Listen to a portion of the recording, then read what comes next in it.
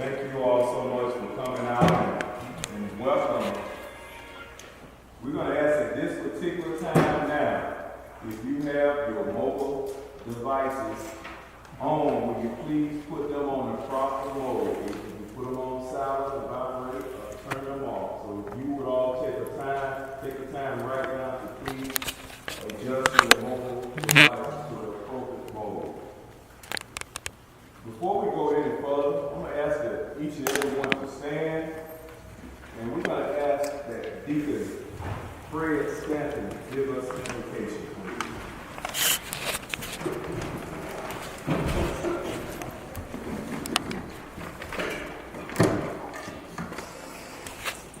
Father in heaven, truly thank you for your goodness and mercy that thou hast restored on us. We thank you, O Master in heaven, for giving us a mind to come together for greater depths of understanding and for the benefit of humanity. As that thou would lead us and guide us, keep us in harmony and peace. By the name of Jesus we pray. Amen. Thank you, Madam. The purpose of this town hall between ADEM Waste Management that was called by the Sumter County Commission is to inform you on some of the concerns that you all might have. Prior back a couple of weeks ago, that public hearing was designed only to compile information. I know some people had a lot of questions why they couldn't get their questions answered then, but it was set up in that particular manner where you would have had to the 31st of this month to complete that submission of all of the questions and concerns that you all might have. So at this particular time, as we proceed forward with this town hall meeting, we're going to have Mr. Mike Davis come to us, and he's going to give a presentation, and he's going to enlighten us on a lot of things. After Mr. Davis, we're going to have Mr. Chip Crockett to come from ADEM. And after Mr. Crockett is done, then we will open it up. Some people have checked the box to ask questions or to make comments. Our questions and comments will not exceed over 3 minutes because we're going to allow Mr. Davis and Mr. Crockett to respond to your question or your comments. So at this particular time now, we're going to turn it over to Mr. Mike Davis. Thank you, Commissioner Campbell. The last time that we met on January 11th, I didn't do a very good job in trying to explain what we were actually doing in regards to the question about well abandonment. And what I want to do tonight is pick up where I left off and share a little bit more information in that regard. There's some figures that are up here that'll help describe that. And what I'd like to do is come around and speak to that. The main thing that I want to clarify is the fact that we're going to use a term called piezometers, not wells, to be technically correct. And this figure right here depicts, and we have handouts that we'll share with you tonight. This figure right here shows blue and yellow dots. The yellow dots are the piezometers that we're going to take out of service, and these are the ones that are to remain in service. But the one distinction that I want to make is the fact that there has been an assumption that these wells are tied to drinking water, and they are not. The thing is that the groundwater monitoring plan and all the wells associated with that are still in place. The wells that are being taken out, or piezometers that are being taken out, were part of a totally different need at the facility back in time. Back in the early history of the facility, we did not have technical data and we didn't have information to answer questions just like tonight about Selma chalk and permeability, what happens, what goes on with Selma chalk with your operation. So those were tools that were used at a point in history to answer all of those questions. And we have enough data about Selma chalk that we feel very comfortable in explaining it. We know what it's about, how it works. So we no longer need those tools. However, The groundwater monitoring wells that are required for the facility, all the blue dots, they're still there. We're not going to change anything. All of the requirements, all of the testing, everything that we're required to do remains the same. No changes. All we're doing is taking tools that we no longer need and taking them out of service.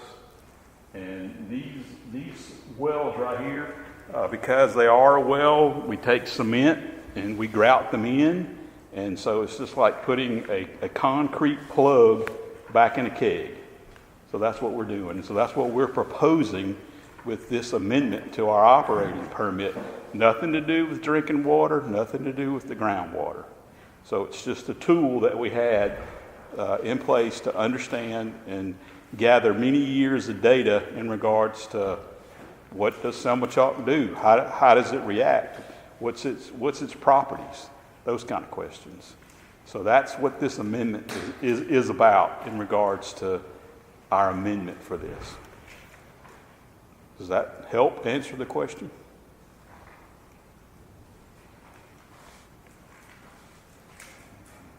Yes, no? Good? Okay.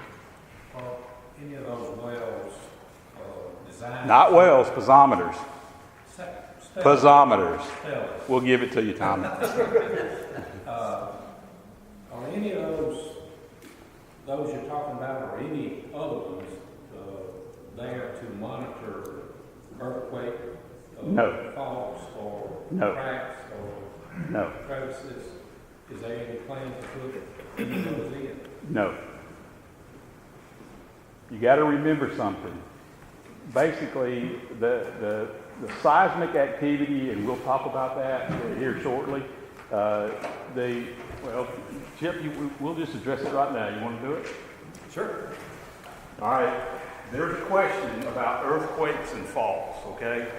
There is a fault that exists, and we brought this geologic map right here and to help explain that.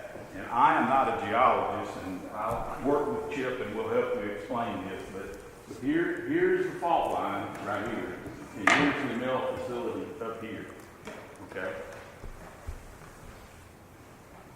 Yeah, and it's really just as simple as that. And I'm not a geologist either. I have several who work for me, and you have several who work for you as well at the Alabama Geological Survey. And again, we reached out to them. They gave us this map. Again, the Livingston fault line is located here. The Kim Waste facility is quite a distance away. We were asked specifically about a specific earthquake that occurred last August. What the Geological Survey tells us is that was localized here along the fault line. Again, quite a distance away from the facility. And they tell us that they don't believe that there was any damage associated with that. The hazardous waste program that I run at ADEM does not have any requirements that deal with seismic considerations, and Mike doesn't have anything like that in his permit that we issued him. And the modification that we have on those right now doesn't change anything that would affect anything related to seismic activity.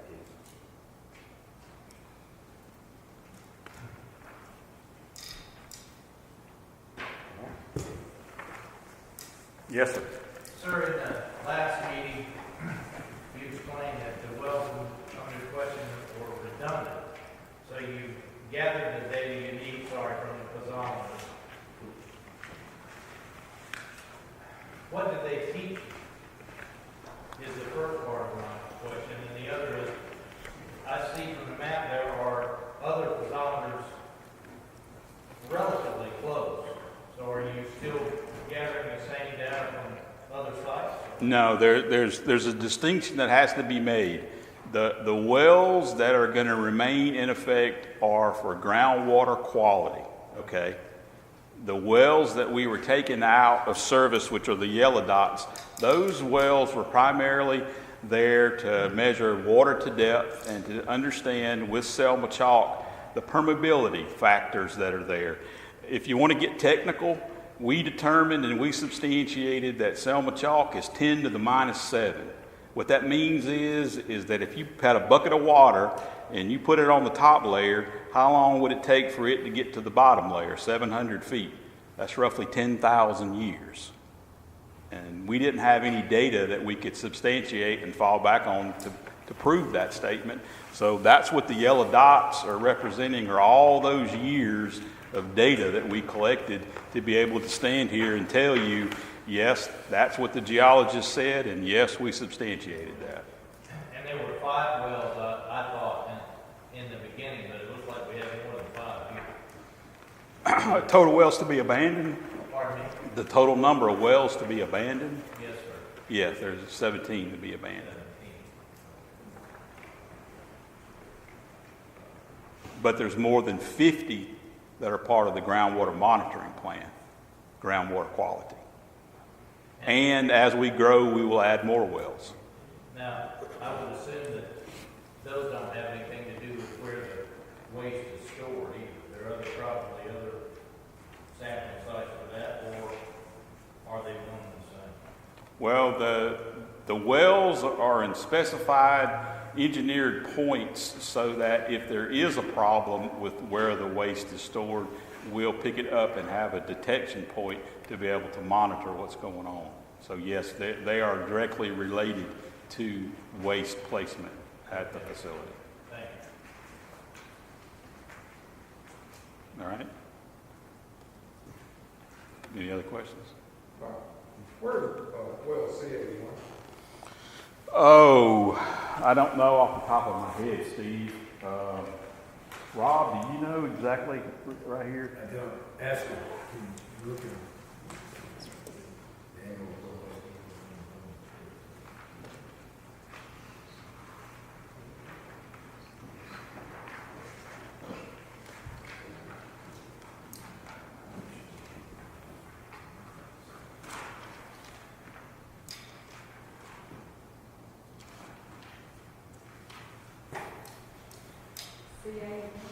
Yeah, see it.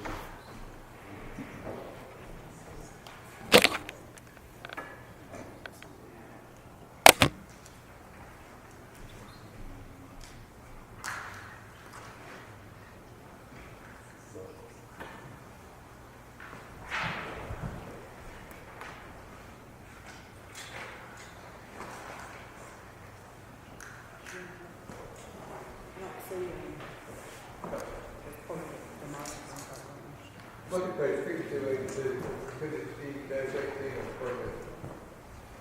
Steve, we didn't hear that. What 52 citation? Page 5282, appendix 1E-18, section E, list of documents. We don't have the permit. Yeah, we don't have the application with us. Okay, well, there's a question. Looking through there, and I didn't do it myself, I was ready through environmental engineer, but donated this time. So the CA1 indicates that the chalk is fractured, which leads to an increase in porosity and hydraulic conductivity. And this fracture zone occurs at the same depth that with some of these wells are straight.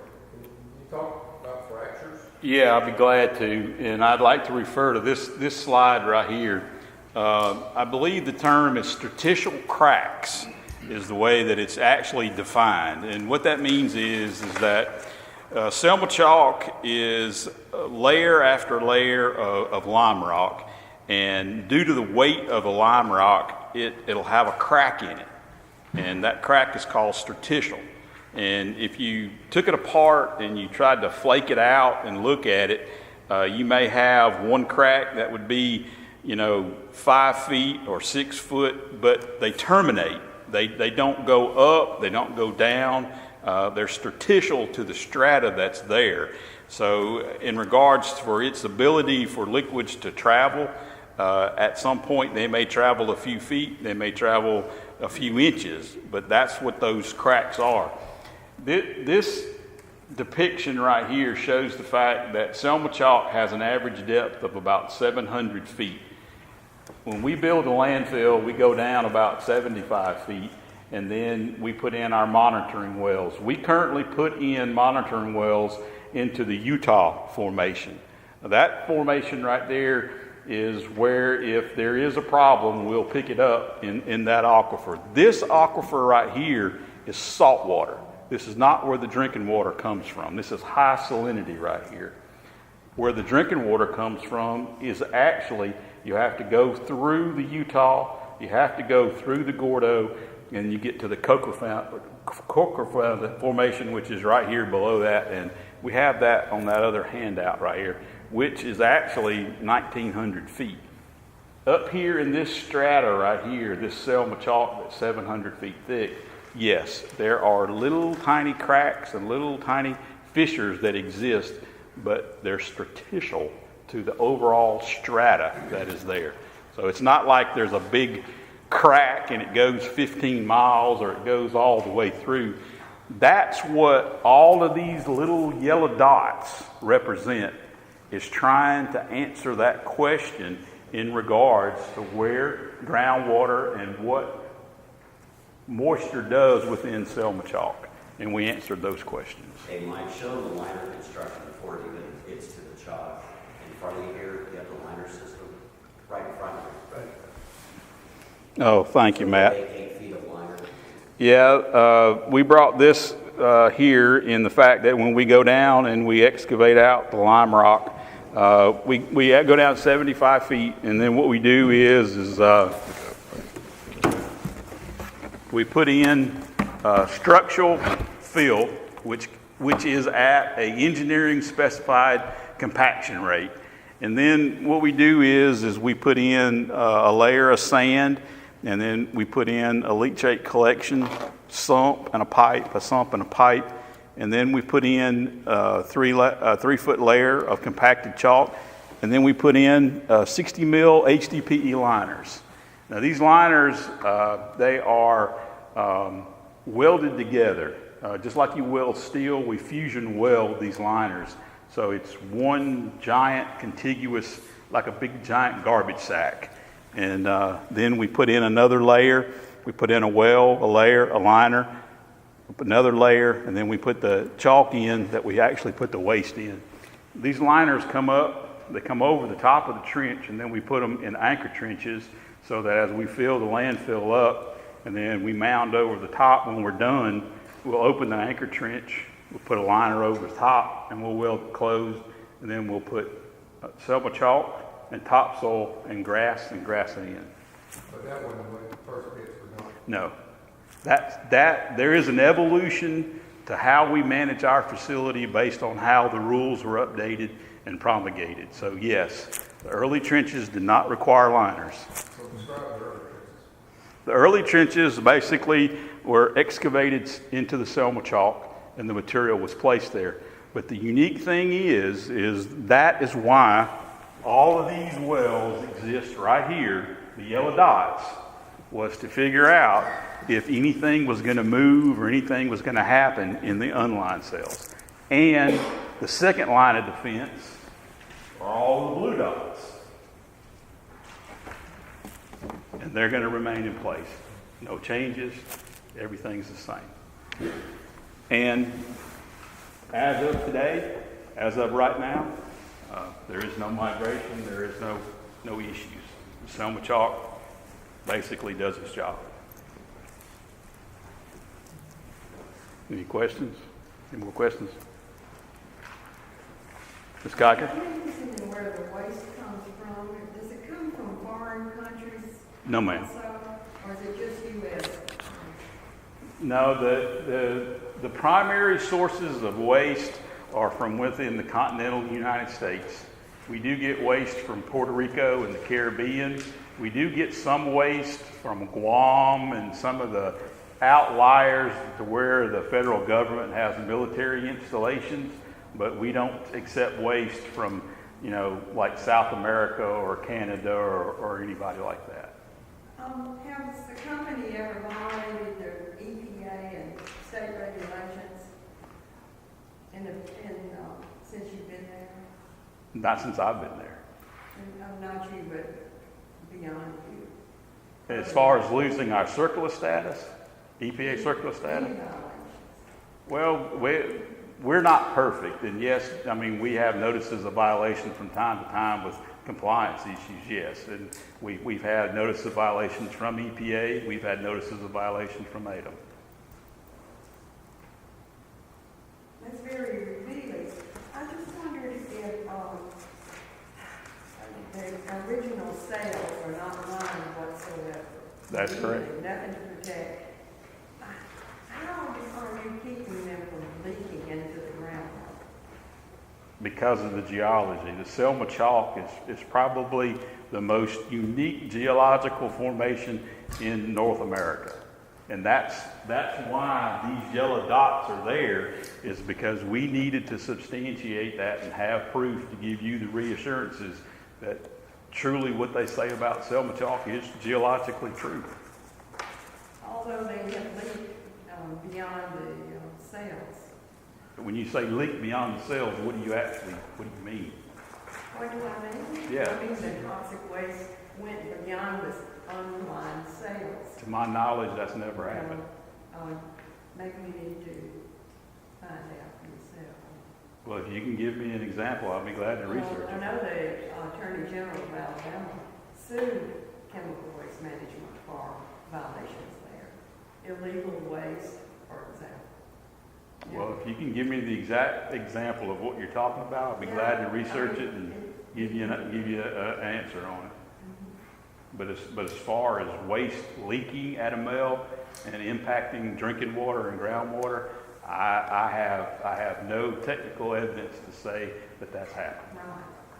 We don't have any assurance that it hasn't. Well, when you say assurance, the assurance is that I'm abiding by my operating permit to give you that assurance. You are now, but not earlier on. Well, I can't answer that question. Right. I give you the assurance that on my watch, I'm doing it right. When you're using minors now, that's a step in the right direction. Well, that allows you the understanding that how the rules have progressed from the early days when everybody was very conscious about cleaning up America and doing a better job. There was a process to get to where we are. And that process, liner and liner engineering and installation of liners became a science. And so it exists today. It should have been a way to improve Sumter County by having you there. But it didn't happen. We have the poorest county, well, the second poorest county in the nation now, Sumter County is. So we're not seeing any benefits of having you up there at all. Well, I beg to We differ. have a lot of trucks coming in. Well, I beg to differ with you. I Well, beg to that's differ with okay. you. I can disagree with you too. I think the other thing I wanted to ask you about helping the people of Sumter County. You get a lot of money at that facility. And there's a lot of extreme poverty in this county and has grown since you've been here. So I'm from York, Alabama, and the streets are horrible, and people have no jobs. There's no jobs to work at, and we're getting less and less in this county. So I would like to see Waste Management assist the citizens here in the county. I know you can do that to improve the quality of life here. Well, we try very hard to be a good community partner. And so we do have programs to where we help. So we're very interested in partnering with Sumter County and doing that. So we're open to that suggestion. Good. I'll come in and we'll talk about it later. Love for you to come out.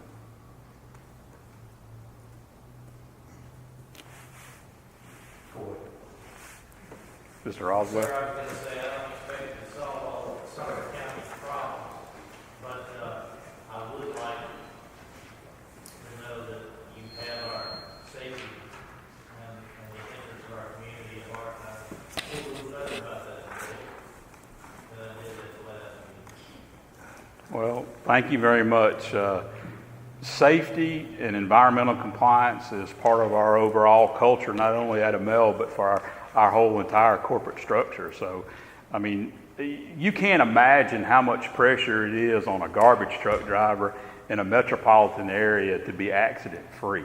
And because of that, there are lots of accidents that occur with just picking up household garbage. So, that's our core business. But at the same time, to do what we do something totally different from the rest of our corporation. And the rest of our corporation is amazed at how well our employees embrace their responsibilities, one, to be safe, and two, to be compliant. And so that speaks well of my operating group, which has an acronym called HBUs. And there's actually 6 of us, and we have a different culture than the other side of the company. But I can't emphasize, and it's hard to make you understand how important safety and compliance is to what we do, because if we don't do it the same way every time, then there's problems. And so It's not hard, because if you don't do it right, we also. That's correct. So, I get it. All right. My time? Yes, sir. I actually have 3. First one is, I live in Gainesville. I'm UNG Land, I live in Gainesville. And there's not a day that goes by that these trucks are not coming through there loaded with all kinds of stuff. I have no idea what's in there.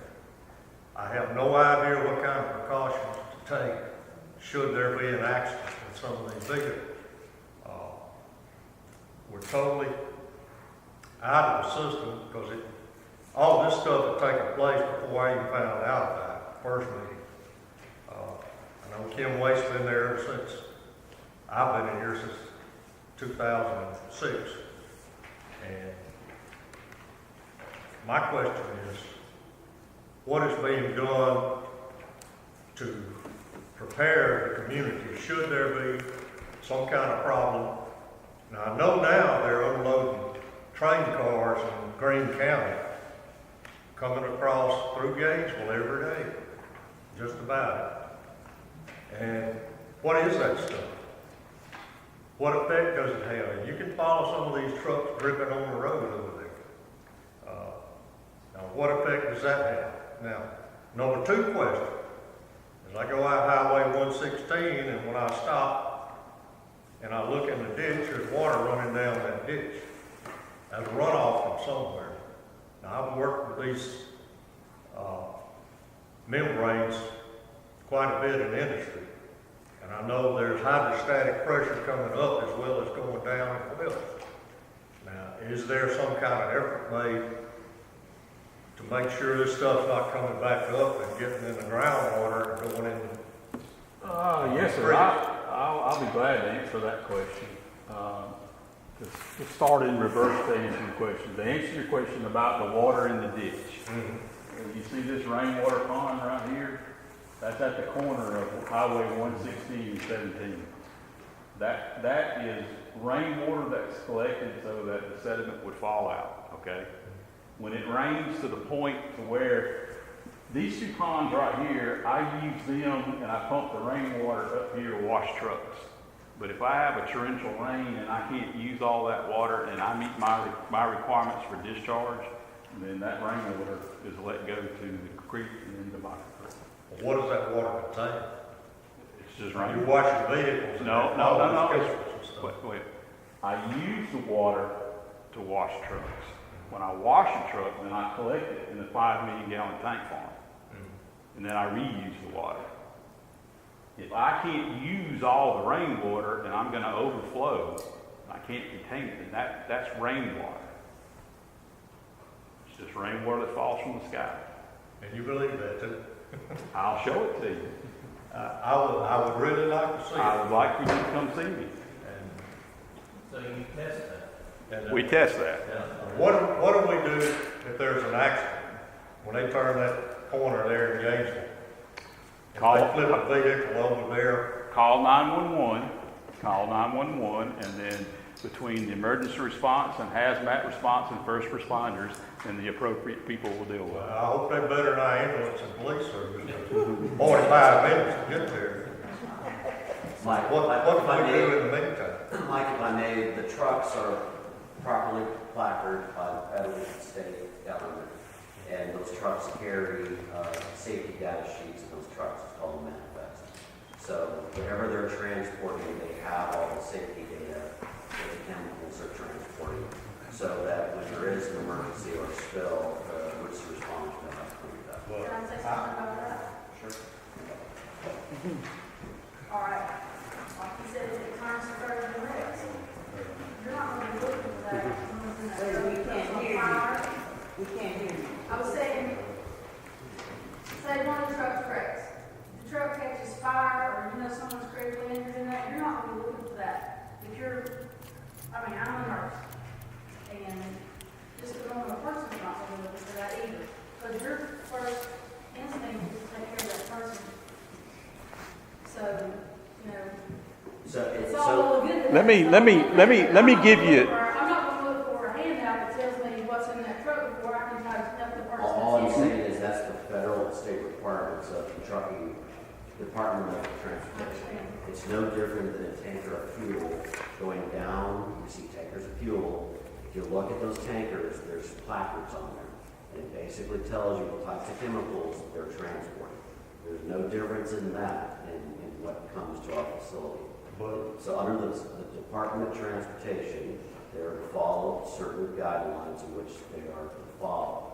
And so those are the requirements on that federal and state government. I understand, and again, like you said, our ambulance and police, we live out in Galvin and had to call the ambulance for a man having a heart attack, and it takes 45 minutes to get there. So we're in such a rural area that we don't have hazmat or anybody like that very quickly to a scene. So the community just has to take care of the injured or whatever, So I can tell you personally, I've been an emergency responder. I've had people put out burning Yeah, we all- cars and everything. And these places, where these spills are, they're in the middle of nowhere. So it's absolutely no difference than what happens on a truck. And let me say something as well, to help with some of the questions you got particularly about the emergency response. First of all, too, like they were saying, the trucks that you have coming by up there on 17 and 116, they're scary. But I promise you that 10,000 a day, just as scary, go right down that interstate. Yes, sir. With paint and thinner and chemicals and, all types of stuff that we don't want in the groundwater or anywhere around either. For an accident happening at Kim Waste or adjacent to it concerning the chemical,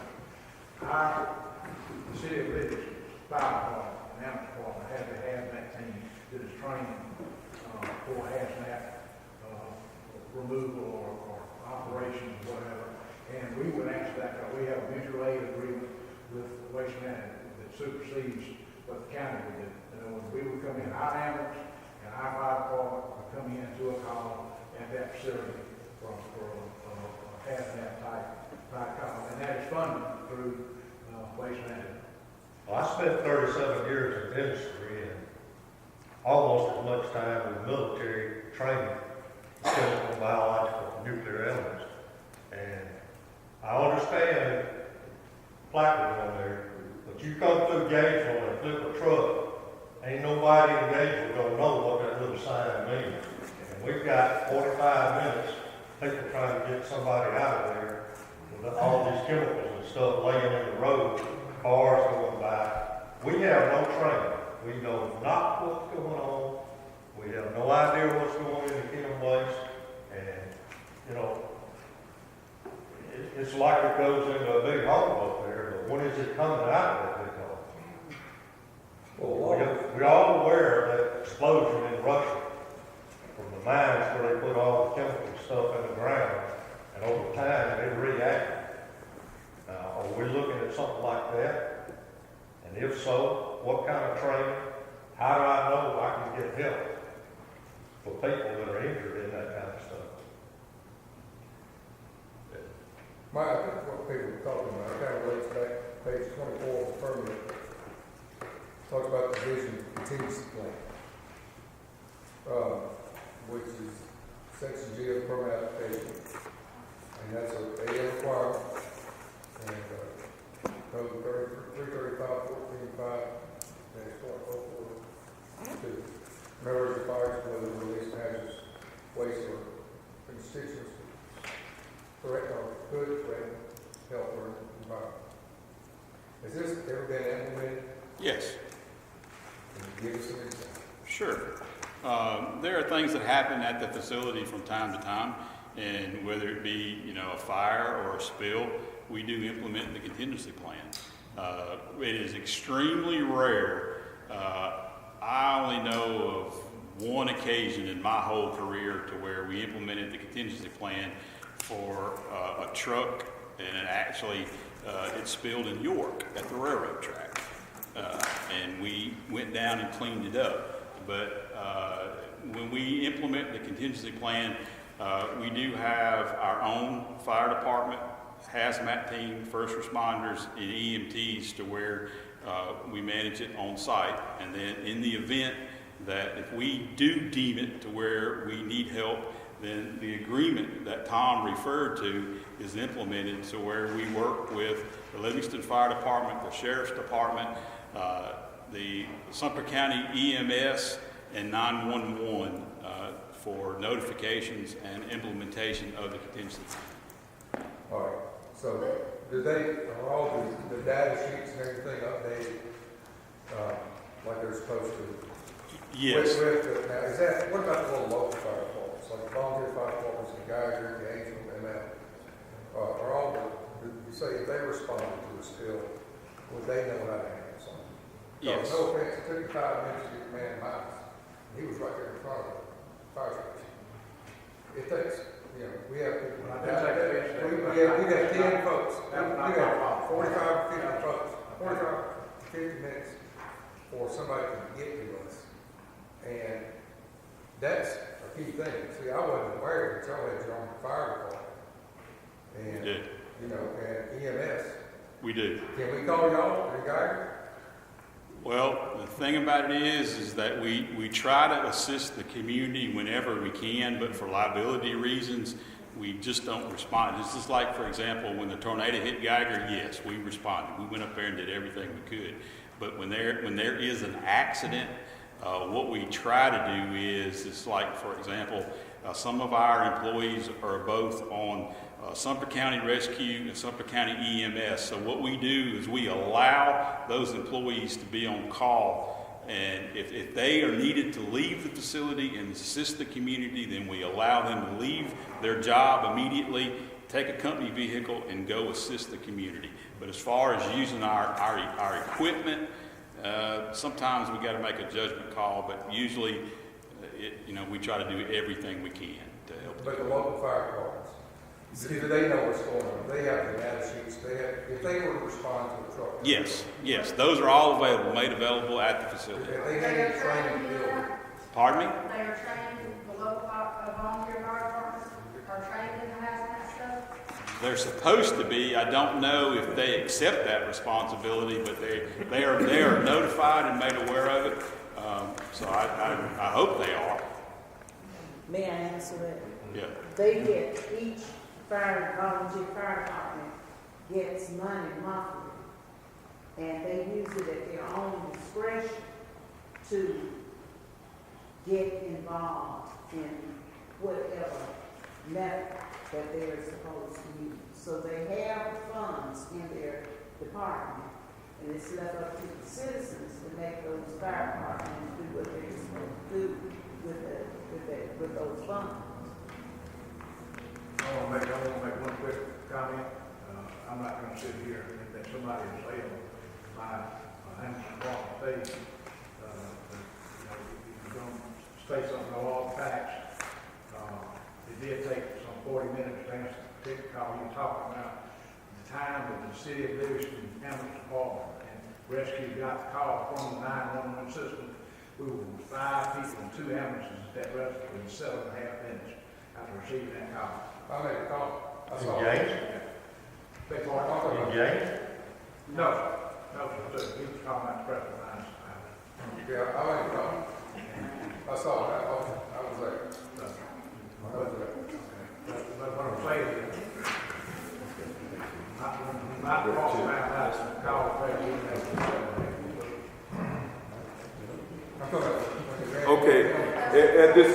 time now, we're gonna move forward with Mr. Chip Crockett from ADEM.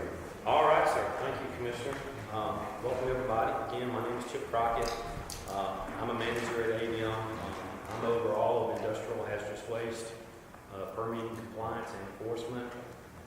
Clay Messer is with me. He is the chief of our engineering services section, and he's over all of hazardous waste permitting. And he's been involved in the waste management permit for a while. Mike talked about a lot of the things that I was going to talk about tonight, so mine will be pretty short. I'll address a couple of things that came up at the hearing last week. One thing I'd like to point out is that we are still in the comment period for the permit modification that our agency is managing. If you'd still like to make a comment on that action, you may still do so by emailing or sending those in by regular mail. We have some forms over here on this table at the end. If you would like to jot down a comment on the permit, you may do that and give that back to me or Clay, and we'll take that back to memory witness and make sure that they're put in the permit record. And we have some instructions over there about how to access the permit record as well. One of the things that came up is the 7,600 page document. So I want to describe why that document is so large and really what's in it. So the permit package for Kim Waste that we issue to them consists of a permit document that's about 100 pages long and the permit application itself. And that application contains all of the operational and design plans for the hazardous waste operations at the facility. And it is quite necessarily a lot of material. The permit requirements are very comprehensive and just quite simply vast. So we've been talking about the contingency plan. We've been talking about the groundwater monitoring plan. There are plans that talk about how containers are used. There's a waste analysis plan. There's this plan, there's that plan. There's all these materials that go into how Kim Waste operates and how we regulate them. And that necessarily leads to a lot of different information. The modification that Kim Waste asked us for and we made available to you to review, it only deals with certain sections of the application, but it was necessary for us to make all of that information available so those changes would appear in context.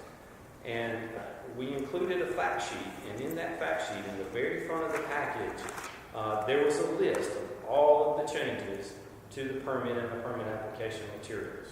And so what that allowed you to do is kind of go through, it lists where the change was, the page number, and the section in the application. You could go to that point and see what's being proposed to change. So it wasn't really necessary for everyone to review 7,600 pages of material to understand what's in this document or what's in the proposed modification that we're proposing. So Mike talked a little bit about the groundwater monitoring program. I won't belabor that, but I just want to reiterate a couple of points. What ADEM requires Kim Waste to do is monitor the uppermost aquifer. The aquifer is the geological formation that consistently yields groundwater. And for Kim Waste, the uppermost aquifer is the Utah Formation. And that's where the groundwater monitoring system is screened. And it's not changing a bit. Now, because of the characteristics of the Selma chalk, and because the permeability, the ability of water to move through the system is so low, it would literally take lifetimes for this material, for any material that somehow found its way into the subsurface to migrate through 700 feet of chalk and be detected in the Utah system. And so that's what the Selma chalk surveillance well system is for. Kim Waste has put that system in to give us the ability to detect contaminants, if there ever were any, much sooner than they would be if we relied on the Utah Aquifer. And Mike alluded to public drinking water supply wells. Mr. Jackson, you've asked me about the well in your district, the Geiger well. That well is screened much, much deeper, 1,900 feet down in the Coker Formation. Okay? And so none of that is changing. The only thing that is changing is, as Mike described, the very early piezometers, which are those wells that are only used to measure water level measurements. Those are being removed. And that is it. That is the only change to the groundwater monitoring system. And it's not really a change to groundwater monitoring. It's just those piezometers. And so just to reiterate that's really what the substance of the groundwater monitoring portion is. And so, excuse me. With that, I'll be happy to take any questions. I would like to ask a question.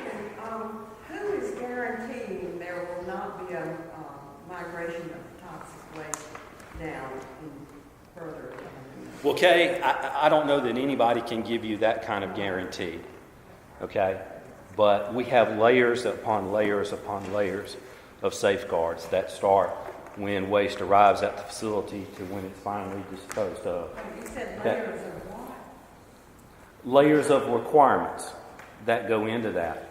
All of those requirements that are in the permit are there to help protect against a release. Again, no one can guarantee that, but that's what they're there for. That's why we have a regulatory program. Good to have requirements, but how are you going to guarantee it? I don't think anyone can guarantee that. Right.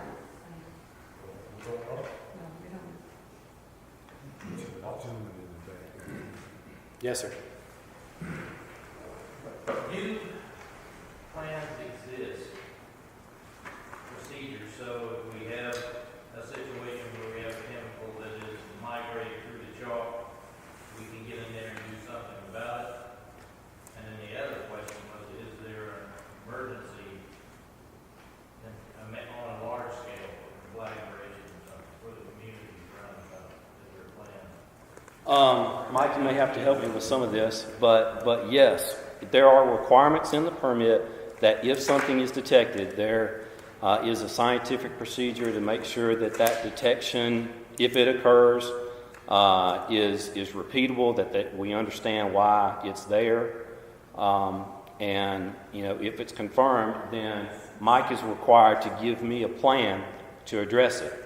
And our engineers or geologists will look at that plan. If it requires changes in the permit, we'll make those changes and we'll come back to you, the public, to make you aware of it. Well, what I'm really thinking more about, sir, is if we have leaks, we get in there and clean it up, correct? Yes, sir. And the wells that we're going to take out, just to belabor the point,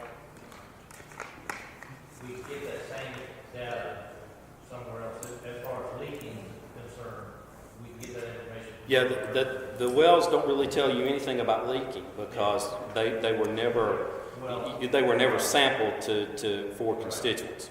So yes, there are plenty of other wells for that purpose. Okay, thanks. Yes, ma'am. I'm confused about municipal waste. That does not go to the mill facility? No, ma'am, it does not. Where does that go instead? There are a series of other municipal landfills that are permitted by my agency. I don't work particularly in that program, but they're located around the state. Mayor, you may tell you where the one here is. The household garbage that was sticking up goes to Pine Ridge over in outside of Brady,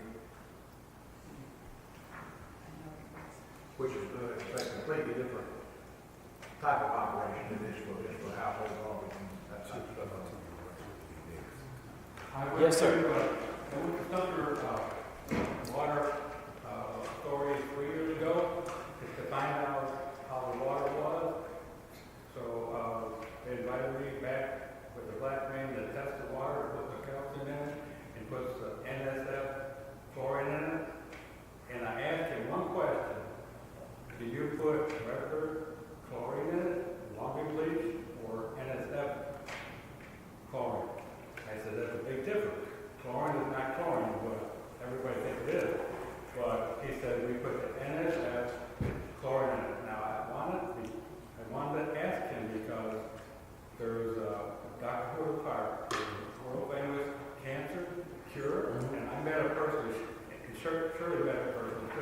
2005, and she says that the most, I'm trying to get my thoughts, the most of the ones that died, 5% died, 95% cured. After chemo, they were sent home and died.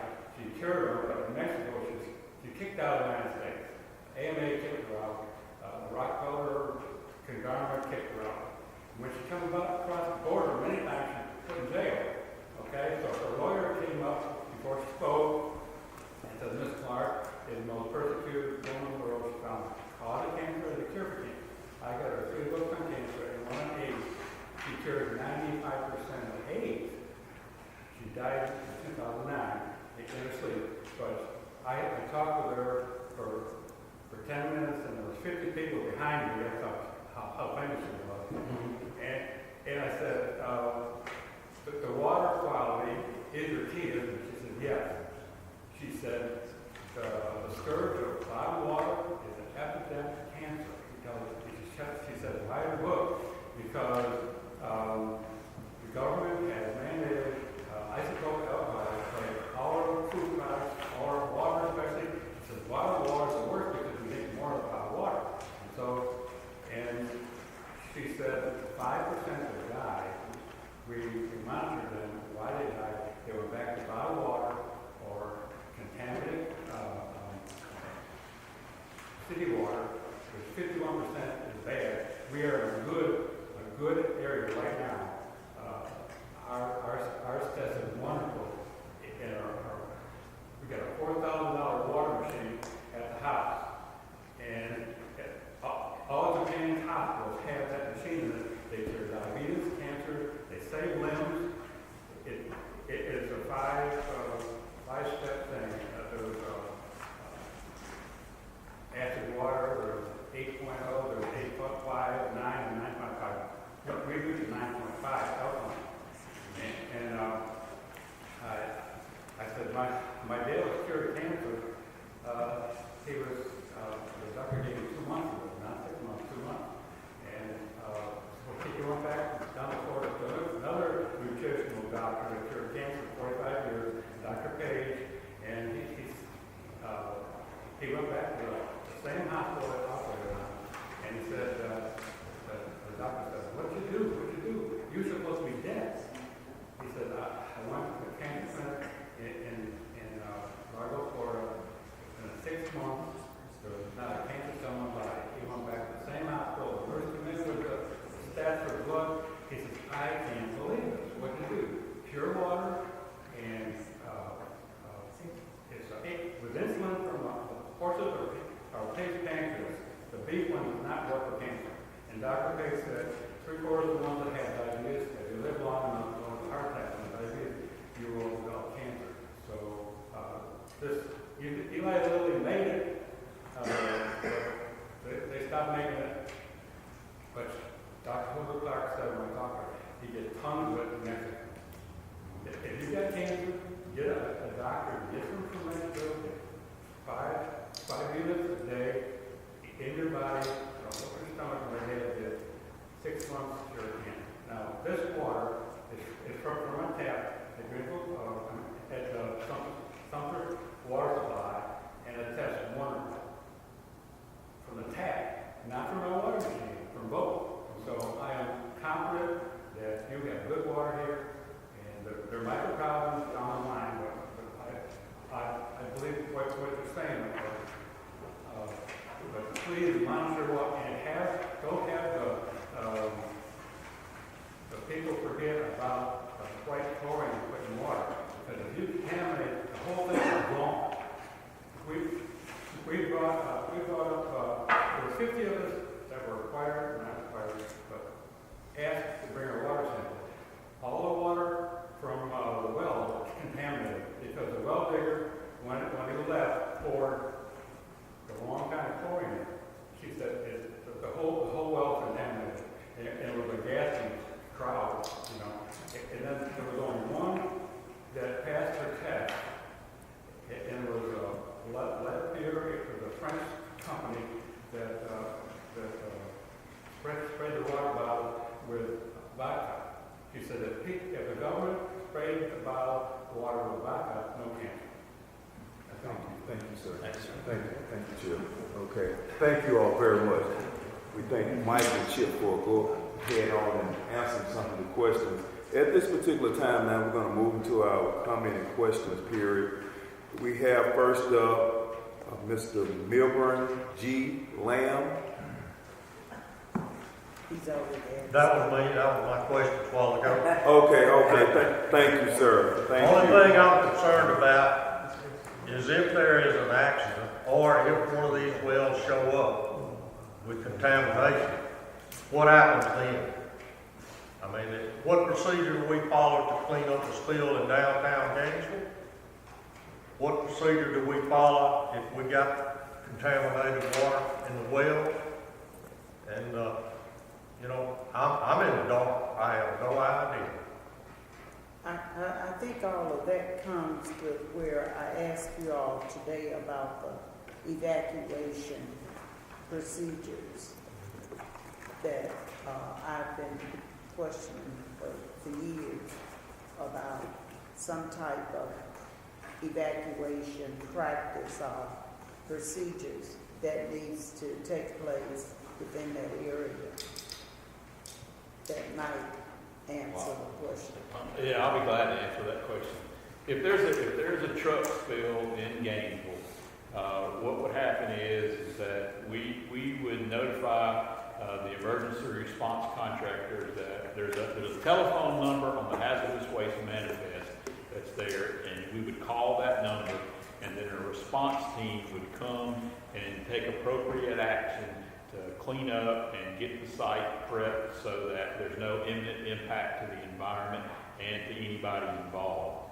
At that point, when everything is contained, then whoever is the generator of the waste, a lot of people make the distinction that because that truck's coming to Amel, Alabama, it's my responsibility. But legally, let's just say it's ABC Chemical Company out of North Carolina. Well, ABC Chemical Company out of North Carolina will be contacted, and then they need to make arrangements to come back in and do the appropriate cleanup, testing, and waste profiling of any material that was impacted, and then fill out the appropriate paperwork to send that material. If it can come to ML, we'll take it, manage it, receive it. If not, then we'll take it to the nearest appropriate place to be managed correctly. But in that cycle, whatever the needs are of the community in regards to cleanup, emergency response, health and safety, the first responders or the emergency contractors would take care of that for you. I'm a volunteer fireman in Gainesville, Alabama. I do not have the skill level to handle something like that.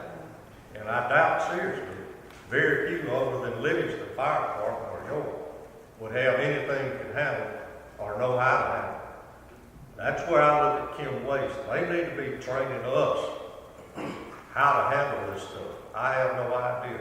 I don't even know what they're hauling. I know they get all the chemical weapons in clothing, and I wouldn't doubt seriously if that stuff ain't sitting over there in ML, because that's government waste. Sir, we're not, so just so we're clear, there are first responder companies out there that could train your fire department. Chemical waste management is a treatment facility. They're not an emergency responder, so there are other companies out there that would be willing to be your fire. Where are they're out there. I can, When that truck flips over I down can get there, it, we can provide them a list of first responders. Sure, that's not a problem. Okay. Thank you. Next up, we have Mr. Steve Boyd. All right, this is for Chip. Okay. Okay, you got my list of questions I sent. Okay, and then this goes back to the permit. You changed the existing permit, section C, page 5 and section, 2 different paragraphs there on it. And just kind of to paraphrase what I'm asking, it looks as if there is we want to lessen the testing requirements from the elder. It appears, and tell me if I'm wrong, and I've asked some very specific questions that I'm going to submit in the official manner, but it looks like you've got the generators that are testing the materials. They're sending it to Chem Waste to then test it again. so that they can verify, trust and verify. Okay? I'm not asking somebody, I'm asking you, to repay ADM, to know this stuff. That's right. It appears that, what's being asked that, hey, we want to just, for the most part, go along with what the generator says, and we don't want to test it. Now, that is, I'm looking forward to the official response to that question, but I guess, just put it in layman's terms, are you entertaining a request to lessen testing on PCB laden boards? Here's how I would characterize it, Stephen. In the permit now, every load that comes in Kim West, whether we know that it contains PCBs or not. And before I go any further, I need to explain a little bit about PCBs. PCBs are not regulated as hazardous waste. Mike's permit does not address PCB management except to the extent that he's required to sample for it in waste that come in. PCB is regulated by a separate permit issued directly by EPA under a program called TSCA. That is a wholly federal program. ADEM does not manage that program. What I asked Kim Waste to do is on their hazardous waste loads coming in that are not classified as top PCB waste, or what I'm going to say is TSCA waste, to sample those as part of their waste analysis plan so that in his hazardous waste management operations, he's not necessarily dealing with PCB waste, okay? So right now, that is done on every single load that comes in. Kim Waste has come to us and they have asked us to reduce that sampling frequency. And what we've seen over the years is that PCBs are just not being detected in those loads with near the frequency that they have in the past. Okay? And I think that's related to the fact that PCBs are just not as prevalent in the waste streams than they were in the early days of the regulatory program. And so we responded favorably, at least initially, to that request. So you're correct. There is, they are asking us to allow them to sample less frequently, not at all, but less frequently on loads that come in that aren't necessarily classified as TSCA waste. Anything to add to that? No, that's actually correct. Okay, one other question. Go through there, through this permit. Look at pages 7,409 to 7,415. You're going to see every accident that's ever happened, every situation that ever happened at the site. It's a big site, it's a big company, things are going to happen, I understand. In particular, there was a 30,000 gallon spill at one time. What can you tell us about that? Okay, that's right. Yeah, I didn't review those instances before I came here, Stephen, so again, I'm happy for you to put those questions on the record. Sure, and we have some too, you already have. Okay. But, we depend on ADEM to let us know what's going on. I mean, there's been like 50 fires or explosions, some of them got unknown causes. Okay? We depend on y'all to let us know what those causes are. It's 30,000 gallons fill. I would venture to guess that people off-site were able to design. I would hope so. But we should be coming to ADEM. We should be hearing this from you. We shouldn't be hearing from Mike. Okay? You should be talking. It's your organization. We just want to be able to communicate just like we're doing right now. That's all. So, so when we ask questions, just please answer. And I know you can't answer everything off the cuff. You're expected to. But once we send you a question, respond. And I would hope that decision on this free permit won't come until you have the opportunity to answer the questions that are posed to you. You know, hopefully this free permit will be put off 60 to 90 days, so you can do it. I know your organization's not funded as it once was. You have a huge job. But answer the stuff and just send it to us. Yes, sir. Thank you. Mr. Pierce Board. Excuse me. We're going down our list of people who signed up for comments and questions right now. Mr. Pierce Board. What you say? I'll ask my question. No, we're going to proceed with you, and then we'll circle back at the end. Thank you. Would you mind identifying the people up there at the front? Excuse me? The gentleman over here who's sitting up at the front, so we know who's up at the front table.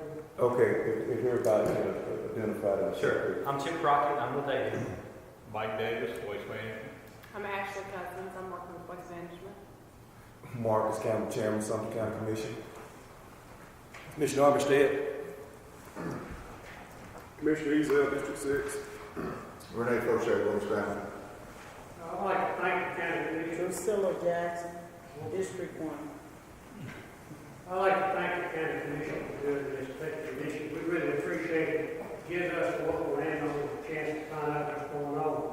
A couple of questions that I'm a little confused about the chart. Now, maybe this is a different chart, but there's a chart that the U.S. Geological Survey in the University of Alabama that shows the fault line right down Highway 17. So maybe y'all have a different chart than one that's up there. But this chart shows the fault line going 60 down Highway 17 through the county. As far as your chart there on the left shows the ground level. I used to drill water wells in Sumter County. The chart is accurate, but the depths are wrong. The chalk is about, depending on where you drill it, somewhere around 400 to 800 feet thick. It's a chalk, it's not a limestone. It's sometimes referred to as limestone, but it's a chalk. It's actually coral on it. The sucking water, that's good drinking water, is down anywhere from 800 to 1,000 feet. Anything gets in that water, it's gone. It's polluted. This is a question to Mr. Crockett. When somebody submits a permit modification or a permit,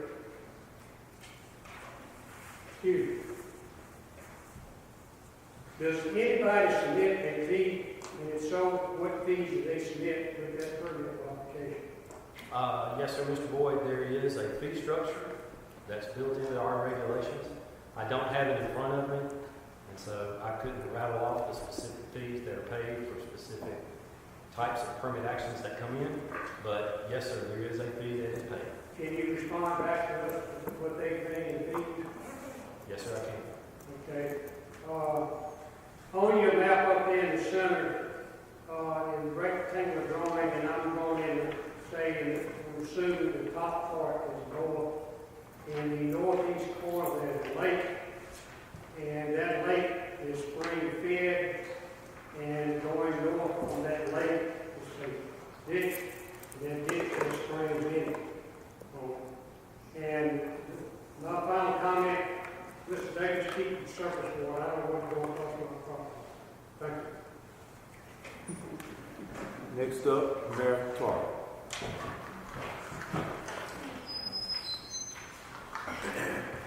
Come to the front where maybe you can hear me a little better. And I'll try to be as brief as I can. I know we've been here a long time. You know, I'll go back a little bit in history.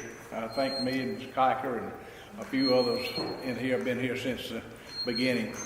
And you know, in the beginning it was Mark Gregory and Jim Parsons and a couple of hundred acres of land up there in the Lime Rock, and it was kind of the Wild Wild West. It was a virgin industry. Nobody knew what it was. There were no regulations that I know of, hardly, on state or federal level in the beginning. Would you agree with that? And groups like ACE were instrumental in forming policies and procedures with ADEM and EPA even to regulate this industry. In that course of history, probably the best thing that ever happened to this county was the day that Waste Management bought that facility. Because, you know, this is their business. They are the, if not the largest, one of the largest handlers of waste in the United States, if not even in the world. And you've seen the evolution of where we've come from in those early days to where we are today.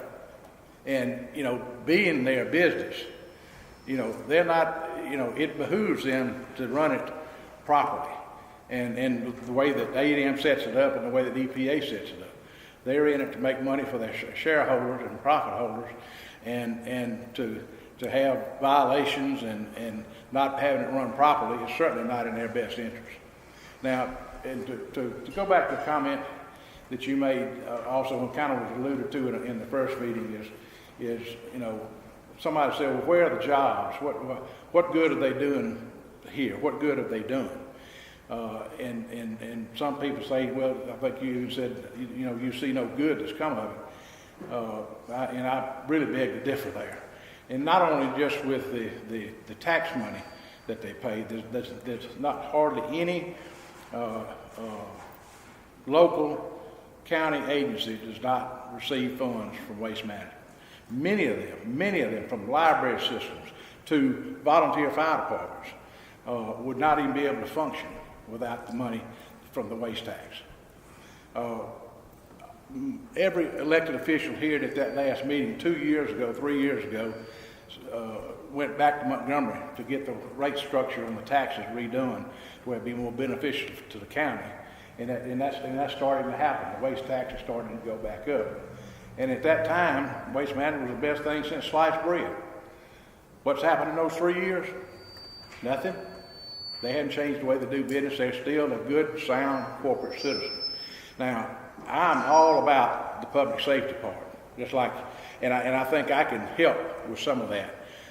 You know, the city of Livingston, we have a trained hazmat team for those type of situations, and we can have people that work for my city right now that can train these other fire departments.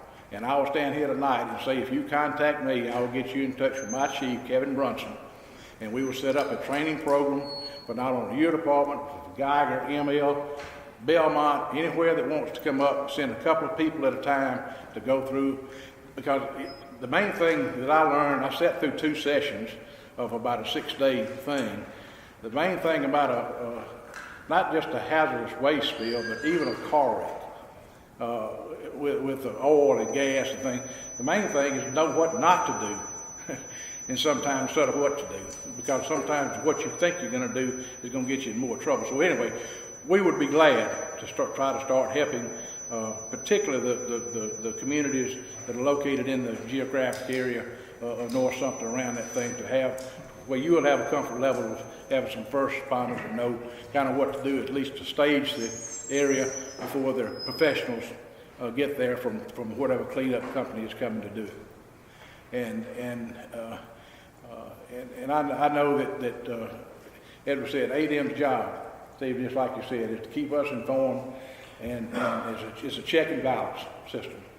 And we depend on them, and Waste Management depends on their feedback. As the old saying goes, you can't fix something if you don't know it's broke. And I think with the checks and balances that they have in place, this is as safe an operation of its kind in the United States. And we have to be prepared for the what if, and we'd be foolish not to be as well prepared for that as we could. And anything the city of Livingston can do to help that, we'll do it. And as I said, Waste Management puts money forward for that purpose, and we'll be glad to help with it. And we're glad to have them as part of our corporate community.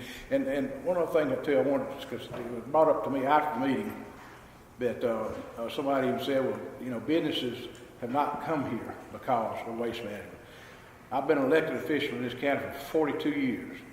I've never had one business, not a hotel, not a drugstore, not a mom and pop, not McDonald's, not any industry, Price to Packaging, Southwest Paper Sales, Live Life, any Mannington Wood Floors is located here. I've never had one industry say that, ask a question about locating here or not locating here because that waste site was here. It's never happened. Now, somebody else might have a different story to tell you, but I can tell you it's never kept anything from coming in this county the 42 years I've been doing this. Thank you. Mrs. Kay Kaiser? I'm that guy girl on property here in Sumter County.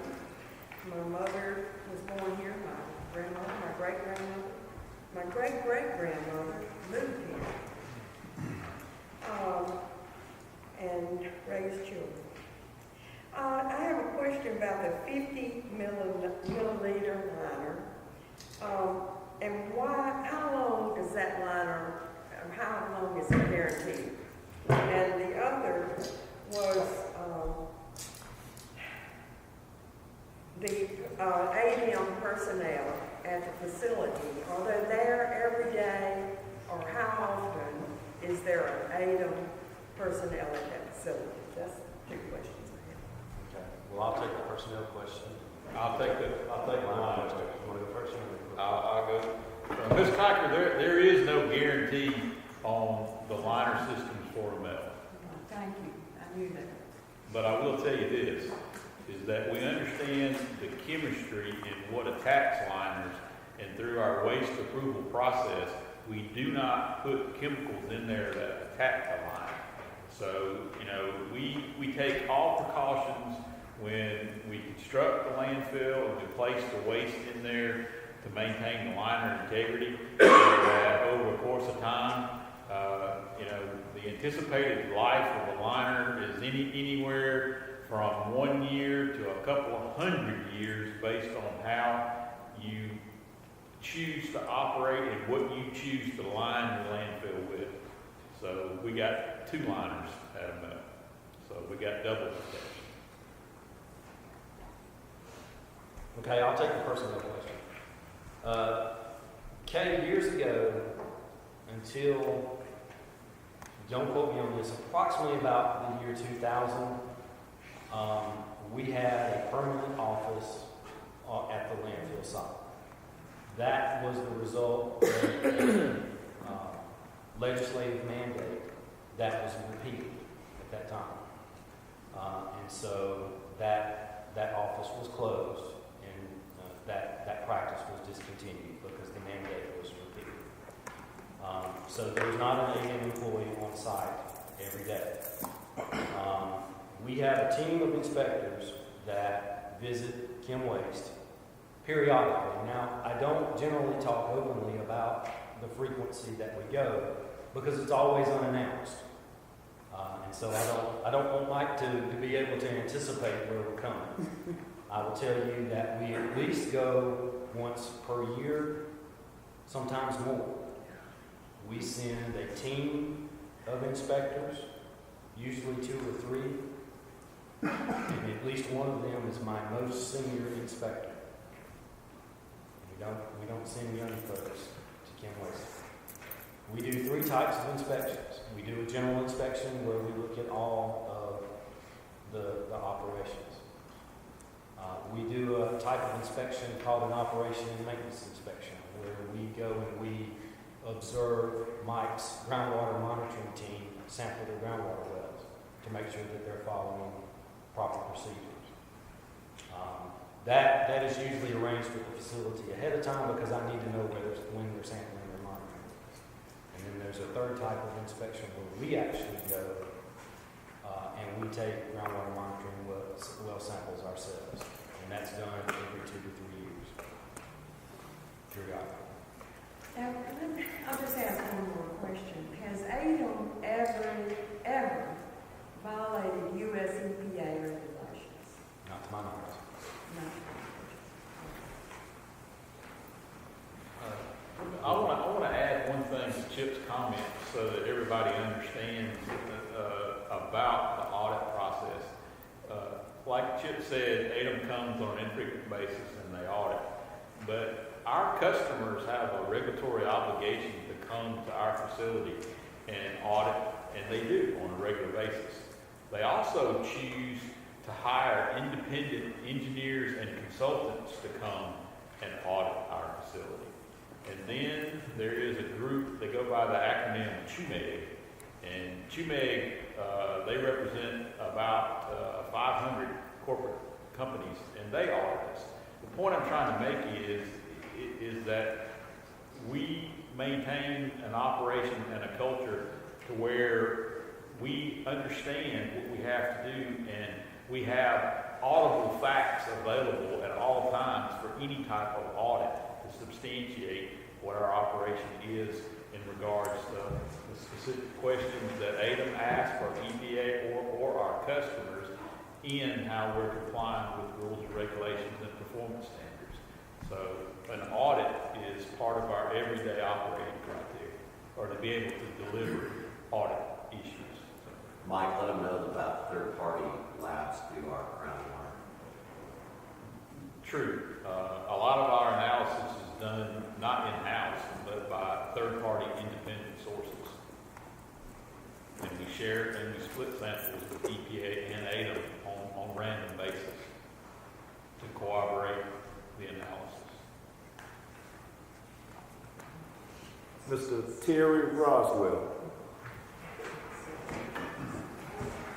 Good evening. I want to thank you all for being here and providing us with information. I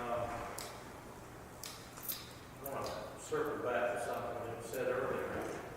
If we had an emergency, spilling ankle, I'd like to know what the response time is. I want to make sure that the people up here and the people at Kenway and ADEM are taking the concerns of the well-being of people in this region seriously. You know, the aquifer business. I recall from college that we loaded up for a couple of lakes, and they supply water to Georgia, Alabama, Mississippi, and North Florida. So the potential for damage is greater than just regional.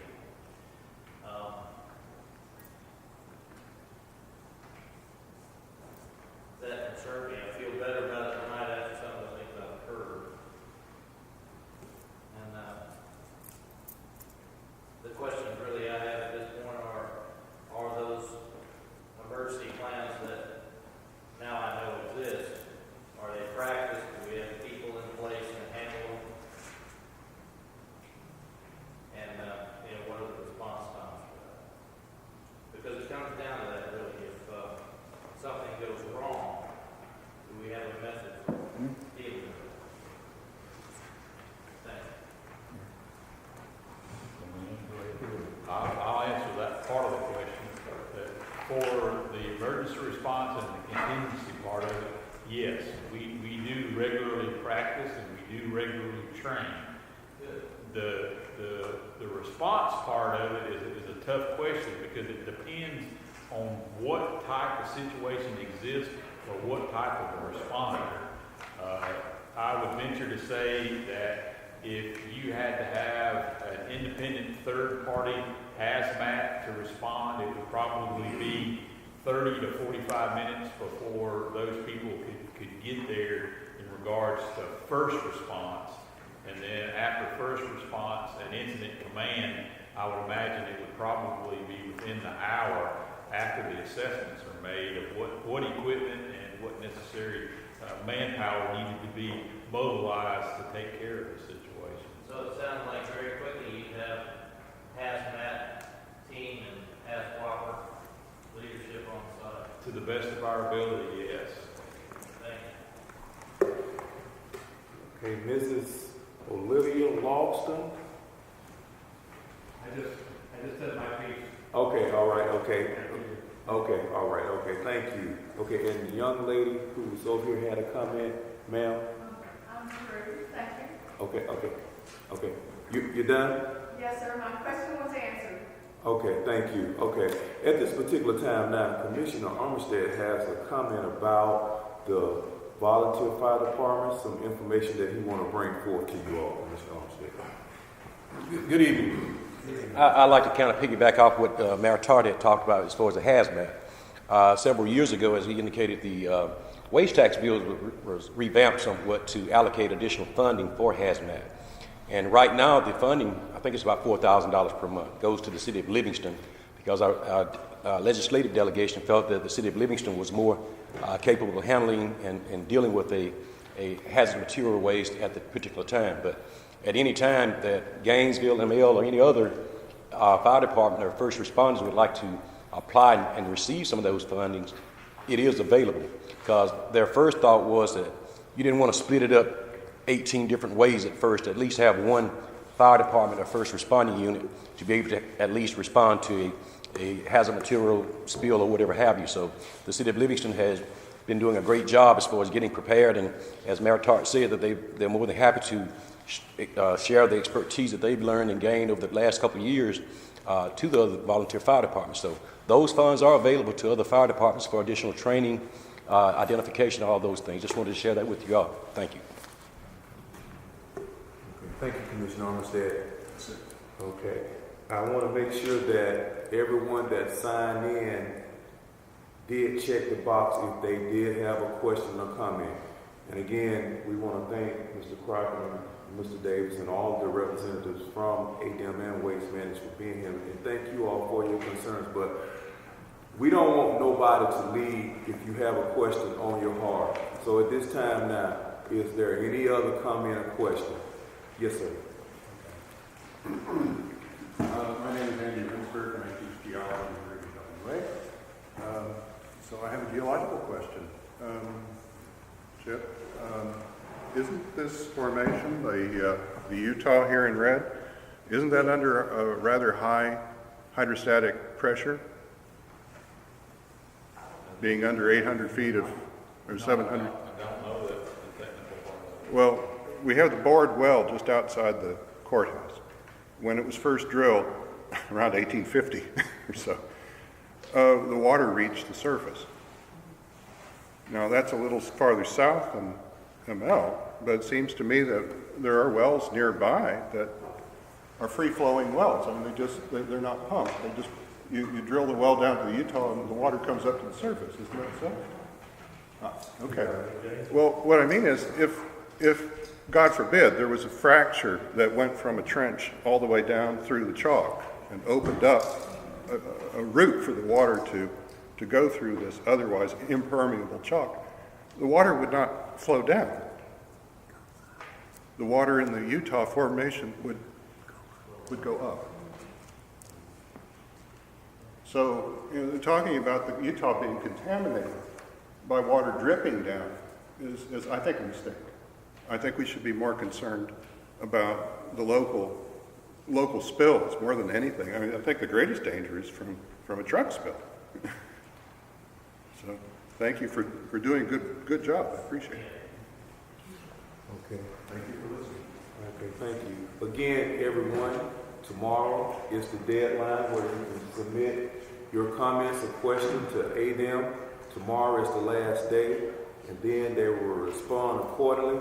Let me just say in closing, if anyone would love to go up to ML, I'm sure Mike would more than gladly give them a tour of the facility. So if you have a burning desire of any questions that you feel are uncomfortable, that's pressing the well-being of the citizens of Sumter County, or surrounding areas in this region, go up and visit the site. And please call upon us if we can assist in any manner. Your local commission, and we thank Mayor Tart, the City of Livingston, for being here, and we feel the same way. And I just want to say in closing too, you all, it was a lot of said. The young lady over here talked about job creation and economic development of Sumter County.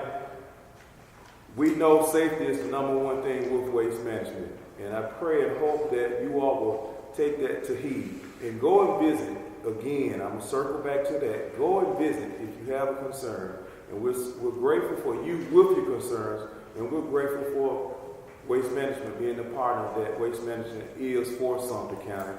Because I tell you, a lot of these little small towns in your county would be in trouble, but we do not want nothing to go forward if it's not safe for all of our people here in Sumter County.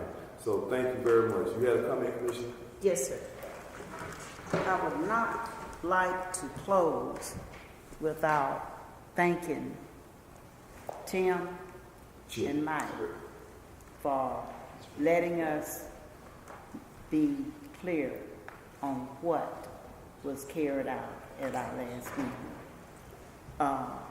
And I appreciate the people from District 1 for coming and voicing your opinions. And that's the reason you elected me, so that we could get you as a citizen, your voices could be heard. But we have one special person in this room that I would like for the county to see and to thank him, because he works for Kim Waits, and that is Michael Morris. If it had not been for Michael, the guy who was missing for 3 weeks would not have been found. Let's give him a standing ovation.